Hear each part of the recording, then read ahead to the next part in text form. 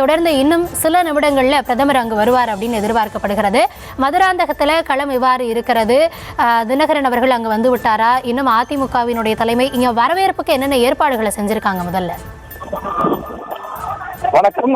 தற்போது மதுராந்தகத்தில் பிரதமர் நரேந்திர மோடி வரக்கூடிய இந்த பிரச்சார பொதுக்கூட்டத்தில் ஆயிரக்கணக்கான என்பதை விட லட்சக்கணக்கான தொண்டர்கள் வந்து குவிந்திருக்கிறார்கள் என்று சொல்லலாம். கிட்டத்தட்ட 2-3 கிலோமீட்டர் தூரத்திற்கு வாகனங்கள் வரிசை கட்டி நிற்கின்றன. பல ஆயிரக்கணக்கான தொண்டர்கள் உள்ளே வந்திருக்கிறார்கள். இன்னும் வெளியில் வர முடியாமல், அதாவது அந்த மாநாடு நடைபெறக்கூடிய இடத்திற்கு வந்து சேர முடியாமல் பல பேர் தவித்துக் கொண்டிருக்கிறார்கள். தொடர்ந்து காவலர்கள், இங்கே பணியில ஈடுபட்டிருக்கக்கூடிய காவலர்களும் கூட கூட்டத்தை கட்டுப்படுத்த முடியாமல் திணறிக் கொண்டிருக்கிறார்கள். இவ்வளவு கூட்டம் வரும் என்று எதிர்பார்க்காமல் தணிக்க தவறிவிட்டார்களா என்று தெரியவில்லை. கட்டுக்கடங்காத கூட்டம் என்ற வகையில தான் கூட்டம் இருக்கின்றது. தொடர்ந்து இந்த கூட்டம் நடைபெறுவதற்கு முன்னதாக தற்போது கூட்டணி கட்சிகளில் இடம்பெற்றிருக்கக்கூடிய அந்த தலைவர்கள் எல்லாம் மேடைக்கு வந்திருக்கின்றார்கள். தொடர்ந்து மேடையில ஏராளமான தொண்டர்களும் அதே போல மேடையில ஏராளமான தலைவர்கள் வந்திருக்கின்றார்கள். கூட்டணி கட்சியில இடம்பெற்றிருக்கக்கூடிய தலைவர்கள் வரக்கூடிய நிலையில கீழே இருக்கக்கூடிய நிர்வாகிகள் மற்றும் தொண்டர்கள் அவர்களுடைய தலைவர்களை பார்த்து கைதட்டி ஆரவாரமாக அவர்களை வரவேற்கிறார்கள். தற்போது இங்கே மேடையிலே அந்த கூட்டணி கட்சியினுடைய தலைவர்கள் உரையாற்றிக் கொண்டிருக்கிறார்கள். பாமகவினுடைய தலைவர் அன்புமணி வந்திருக்கின்றார். அதே போல டிடிவி தினகரன் அவர்கள் வந்திருக்கின்றார். மற்ற கூட்டணி கட்சியினுடைய அந்த தலைவர்கள் எல்லாம் வந்திருக்கின்றார்கள். பெருந்திரளான கூட்டம் இங்கே கூடியிருக்கிறது.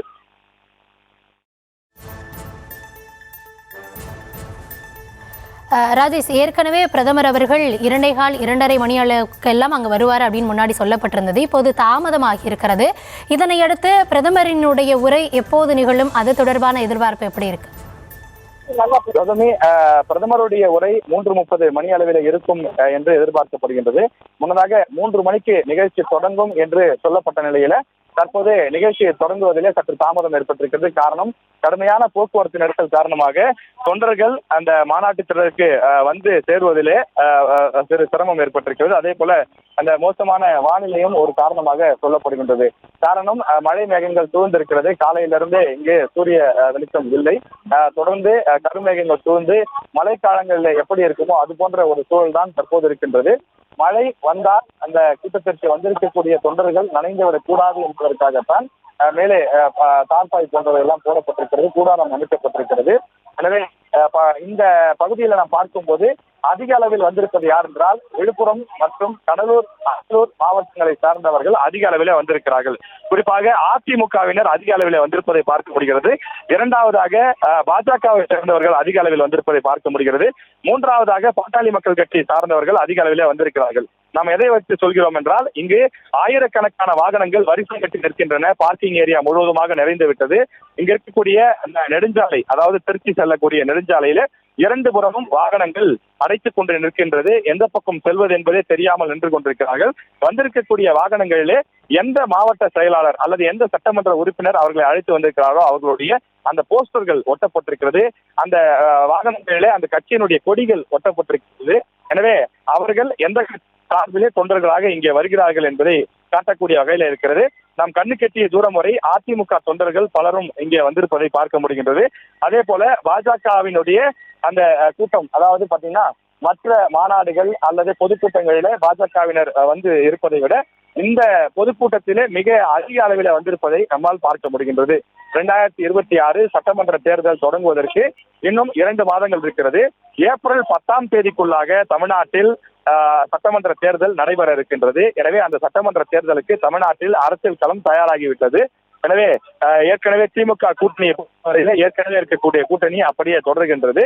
இந்த சூழ்நிலையில தான் அதிமுக, என்டிஏ என்று 2 தரப்புகளாக அந்த கூட்டணி பிரிந்திருந்த நிலையில இந்த சட்டமன்ற தேர்தலுக்கு 2 அணிகளும் ஒன்று சேர்ந்திருக்கிறார்கள். எனவே 2 பேரும் ஒன்று சேர்ந்திருப்பது தங்கள் கூட்டணிக்கு மிகப்பெரிய வலிமை சேர்க்கும் என்று அவர்கள் சொல்கிறார்கள். இதில் குறிப்பாக டிடிவி தினகரனும் இந்த கூட்டணியில இணைந்திருக்கின்றார். பாட்டாளி மக்கள் கட்சி இந்த கூட்டணிக்குள் வந்திருப்பதால் வட மாவட்டங்களில், குறிப்பாக சேலம், தருமபுரி, விழுப்புரம், கடலூர் இது போன்ற மாவட்டங்களிலே இந்த கூட்டணியினுடைய வெற்றி வாய்ப்பு கூடுதலாக இருக்கும் என்று அந்த கட்சியினர் சொல்கிறார்கள்.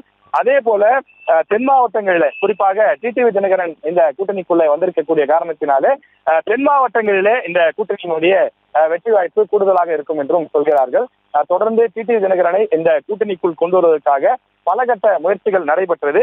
அந்த முயற்சியினுடைய வெளிப்பாடாகத்தான் 2 தினங்களுக்கு முன்பு அவர் இந்த கூட்டணியை உறுதி செய்திருக்கின்றார்.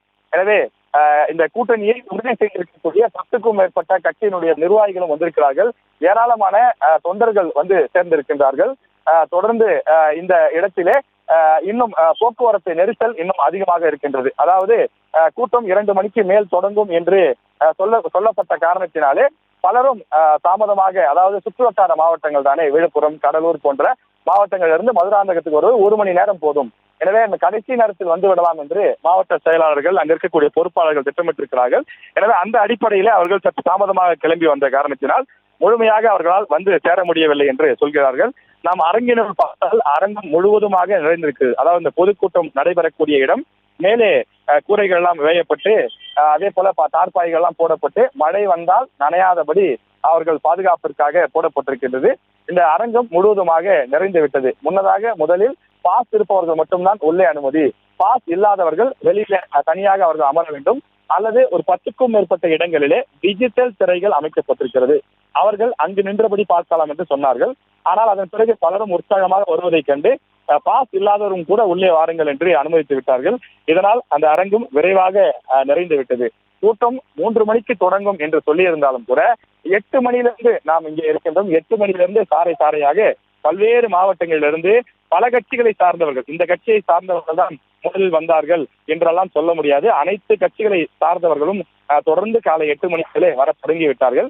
நாம் பார்த்த வரையிலே சென்னை, திருவள்ளூர், காஞ்சிபுரம் அந்த மாவட்டங்களை காட்டிலும், அதாவது அருகாமையில் இருக்கக்கூடிய மாவட்டங்களாக இருந்தாலும் அந்த மாவட்டங்களை காட்டிலும் விழுப்புரம், கடலூர், அதே போல அரியலூர், பெரம்பலூர் இந்த மாவட்டங்களிலிருந்து அதிக அளவில் வாகனங்கள் வந்திருக்கின்றன.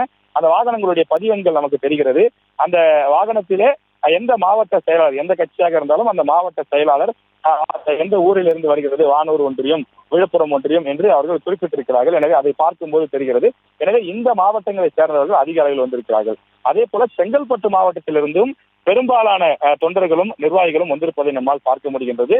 ஏனென்றால் செங்கல்பட்டு மாவட்டத்திலேயே இந்த நிகழ்ச்சி நடைபெறக்கூடிய காரணத்தினால் அனைத்து கட்சிகள் சார்பிலும் உள்ளூர் நிர்வாகிகளிடம் சொல்லி அவர்கள் அந்த பவரை காட்ட வேண்டும், எங்களுடைய அந்த கட்சியினுடைய வலிமையை காட்ட வேண்டும் என்ற அடிப்படையிலே அவர்கள் செங்கல்பட்டு மாவட்டத்திலிருந்து அதிக அளவிலே கொண்டு வந்து ஆட்களை இறக்கி இருக்கின்றார்கள். இந்த கூட்டத்தை பொறுத்தவரையில் இது பொதுக்கூட்டம் என்றே சொல்ல முடியாது. ஒரு அறிவிக்கப்படாத மாநாடு போலத்தான் நடைபெறுகிறது. இந்த திடலிலே இருக்கக்கூடிய கூட்டத்தில் 3 மடங்கு கூட்டம் வெளியில இருக்கிறது. நாம் ரொம்ப கவனமாகத்தான் அந்த வார்த்தையை உபயோகப்படுத்துகிறோம். ஏனென்றால் இங்கிருந்து கிட்டத்தட்ட விழுப்புரம் தூரத்திற்கு கடுமையான போக்குவரத்து நெரிசல் ஏற்பட்டிருக்கிறது. பல வாகனங்கள் இந்த பகுதியை எட்டவே முடியாது என்ற சூழ்நிலை தான் தற்போது ஏற்பட்டிருக்கிறது. போக்குவரத்து காவலர்கள் இந்த பொதுக்கூட்டம் நடைபெறக்கூடிய இடத்திலிருந்து கிட்டத்தட்ட ஒரு 300 காவலர்கள் வாகனத்தில் ஏற்றப்பட்டு விழுப்புரத்தை நோக்கி அவர்கள் தற்போது புறப்பட்டு சென்று கொண்டிருக்கிறார்கள். காரணம், விழுப்புரத்தில் கடுமையான போக்குவரத்து நெரிசல் ஏற்பட்டிருக்கிறது. இன்னும் 2 மணி நேரத்தில் இந்த பொதுக்கூட்டம் முடிந்துவிடும். முடிந்துவிட்ட பிறகு அனைவரும் ஒரே நேரத்தில் வீடு திரும்புவார்கள். எனவே அப்போது கடுமையான போக்குவரத்து நெரிசல் ஏற்படும். இப்போதே அந்த ரூட்டை கிளியர் செய்ய வேண்டும். அந்த பாதையை சரி செய்து வைத்தால்தான் கூட்டம் முடிந்த பிறகு அனைவரும் இதற்கு வசதியாக இருக்கும் என்று அதற்கான ஏற்பாடுகள் ஒருபுறம் தயாராகி கொண்டிருக்கிறது. தமிழ்நாட்டில் அரசியல் களம் சூடுபிடித்திருக்கக்கூடிய நிலையில என்டிஏ கூட்டணி தங்களுடைய அந்த வலிமையான பிரச்சாரத்தை வலிமையான அந்த பொதுக்கூட்டத்தின் மூலமாக வெளிப்படுத்துகிறார்கள். இன்னும் 10 நேரத்தில் பிரதமர் நரேந்திர மோடி அவர்கள் வந்த பிறகு 10 கட்சிகளுடைய தலைவர்கள் வரிசையாக பேச இருக்கின்றார்கள். ஒவ்வொரு கட்சியினுடைய தலைவருக்கும் 5 முதல் 7 நிமிடங்கள் நேரம் ஒதுக்கப்படும் என்று தெரிகின்றது. அவரவர்கள் இந்த கூட்டணியிலே இணைந்திருப்பதனுடைய நோக்கம் என்ன, இந்த கூட்டணி ஏன் வெற்றி பெற வேண்டும் என்று பேச இருக்கிறார்கள். இறுதியாக பிரதமர் நரேந்திர மோடி என்டிஏ கூட்டணியினுடைய வலிமை பற்றியும் என்டிஏ கூட்டணி வெற்றி பெற்றால் என்ன மாதிரியான ஆட்சியை கொடுப்போம் என்பது பற்றியும் அவர் பேச இருப்பதாக தகவல் கிடைத்திருக்கிறது.